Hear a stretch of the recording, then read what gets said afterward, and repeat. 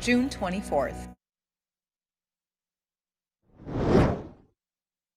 We have breaking news on your Fast Track to 7. Police continue to search for the man who jumped into the Red River and has not been seen since yesterday afternoon. The Valley Today's J.C. Dodd joins us live in East Grand Forks with the latest on this search. Good morning, J.C. Good morning, Jordan. Yes, law enforcement tell me the search will continue in about an hour. They will be back here where I'm standing in East Grand Forks along the Red River near the Surly Bridge, looking for the man who jumped into the Red River yesterday afternoon. So I want to walk you through everything we know about the situation so far. It started when East Grand Forks police responded to a house about 10 minutes from where I'm standing now for an unwanted person. Police made contact with that person and he told them he was heading back to Grand Forks. Now about a half hour later, police responded to a report of that same man jumping into the Red River. So rescue efforts began. They threw him a buoy and a life jacket. Unfortunately, he was not able to grab onto them, and unfortunately, a short time later, they did not see him. So they have not seen him since then. That was around 4:30 yesterday afternoon. A search went on all night until around 10 last night. And again, Jordan will pick up in about an hour at 8 a.m. They will be back out here. Grand Forks Water Rescue will be here. Polk County Sheriff's Office as well, looking for this man. So we'll be here throughout the morning, bringing you the latest from the scene in East Grand Forks. All right, and we'll stay there. J.C. Dodd reporting live in East Grand Forks this morning. Thank you. 2 Polk County Sheriff's deputies were taken to the hospital after the airboat they were on sank to the bottom of Maple Lake near Mentor, Minnesota. 2 Highway Department employees were also involved in that incident. The deputies were helping install buoys on the east shore of Maple Lake yesterday. The sheriff's deputies were then taken to the hospital in Fosston with non-life-threatening injuries. The Highway Department personnel were not hurt. All of them were wearing their life jackets. Grand Forks Sheriff's Office dive team was then called in to help recover that boat. Over the past week, temperatures have been so hot that some roads in Minnesota are now cracking. MnDOT says pavement roads are designed in segments to allow for expansion and contraction, but the heat is causing roads to literally crack under pressure.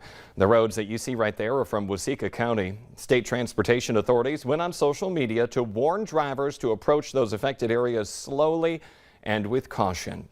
And we are heating up again in our forecast, and that means we could see more storms. Good morning, Lisa. Good morning. Yes, the heat is back. It's building in as we speak, and we're going to have a hot one today. You can see that sun shining brightly. We're at 68 degrees in Fargo, so running about 10 degrees warmer than where we started yesterday. 64 in Grand Forks. Thief River Falls is at 66. Bemidji checking in at 64, and Fergus Falls, one of the places, already at 70 this morning, with Devil's Lake at 65. So we're warming up. We've got mostly sunny skies right now, but you see on our radar and satellite map, we've got one little guy down to the south and east that was making its way, or a little cluster of showers that were making their way through southern parts of Grant County. They're moving on, but you may notice that storm cloud as you look in that direction here this morning. And I can't rule out an isolated shower or thunder shower to start the day today, but it's going to be more into the nighttime hours tonight that our chances for rain and thunder will be ramping up. So today the focus is more on the heat during the daytime. We're looking at highs into the mid-90s, 95 degrees in Fargo, some places more into the upper 80s. But factor in that humidity, that'll bring your heat index even higher, back up to that triple-digit range. And so that can be hard on you. Make sure you're staying cool, whether you're at the pool or just staying in some air conditioning. And again, that threat for some storms later tonight, isolated more into the southern valley, right along the border area with South Dakota, and maybe up toward Fargo is where the focus for that is going to be. But for Friday, we've raised a first alert weather day. This is when we're expecting to have more widespread storms up and down the valley, everyone under threat, and the potential for more intense storms too. All types are possible, and we're talking about Friday afternoon and evening, a time when a lot of people are on the road and out and about. So make sure that you are weather aware during that time. And it's going to be another hot and muggy day. Once that system clears, we cool down significantly for the weekend. But you really have to watch out for these storms. We know they just earlier this week they went through, some of them can really be nasty. Yeah, and I'm looking at a similar situation where we're looking at the potential for some very strong straight line winds. We experienced it in Fargo, other places. Of course, Lakes Country have been doing all those cleanup stories.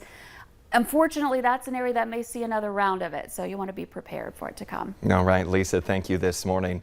We have some local breaking news from overnight. 2 people are in jail this morning following a wild chase through the metro. Police say it started last night around 11 in Fargo when authorities tried to stop a pickup. That pickup then ran into Moorhead and back into Fargo, leading police from both agencies on the chase. Eventually, police used stop sticks and had the pickup driving on its rims. That truck then turned onto a road under construction and got stuck in the mud along 21st Avenue South in Fargo. The driver, 33-year-old Philip Murray, was then arrested for reckless endangerment, among other citations. The passenger, 30-year-old Amy St. John, was arrested on a warrant. Calmer waters over the past few days meant several businesses were able to start cleanup efforts from the storms earlier this week. Crews fished out docks from the middle of lakes and flipped pontoons back upright, but they still say there is a boatload of work to do.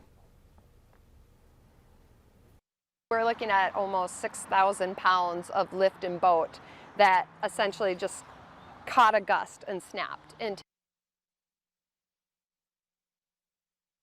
That homeowner says the Monday's storms caused around an estimated $70,000 worth of damages to her property alone. The Fargo English and theater teacher who was fired from South High yesterday has also been fired from his position at Trollwood Performing Arts School. The executive director at Trollwood says Kevin Kennedy will no longer be involved with the program after being there for almost 10 years. Kennedy was terminated from Fargo Public Schools with cause after students reported Kennedy touching them without permission and pressuring them into inappropriate conversations. The man accused of firing shots that just missed several children within Grand Forks city limits will make his first court appearance later today. Kyle Jeans is charged with 4 counts of reckless endangerment, 1 for each of the 4 little girls that were playing outside in the area at the time of the shooting. Now, this took place along the 1900 block of South 12th Street. Investigators found several shell casings on the ground. Senator Kevin Cramer of North Dakota is currently missing a week of Senate votes and hearings in D.C. after an accident from over the weekend. In a statement, the senator said he was working in the yard and seriously injured his right hand, which required immediate surgery. He is currently staying in North Dakota because he says there is a high risk of infection and he might have to amputate the finger. However, he says he is in good spirits and he plans to return to Washington after the 4th of July holiday. In some happy news this morning, a trio of otters are beating the heat on the West Coast thanks to the Oregon Zoo. Now, this zoo posted the video on social media showing the river otters enjoying some ice, not only for a little snack, as you can see right there, but also to cool down. They're taking a break from the high temperatures by playing in what is called a triple rascal on the rocks. Also sounds like a good drink. According to the National Weather Service, Portland, Oregon will be hit with its first heat wave of the season this weekend. Also might not be a bad idea for us later today. The Today Show and CBS Mornings are just about to start, but the Valley Today rolls on. More live up-to-the-minute news and weather coming up for you on the Fargo CW. Otherwise, have a great Thursday. We'll see you here tomorrow morning.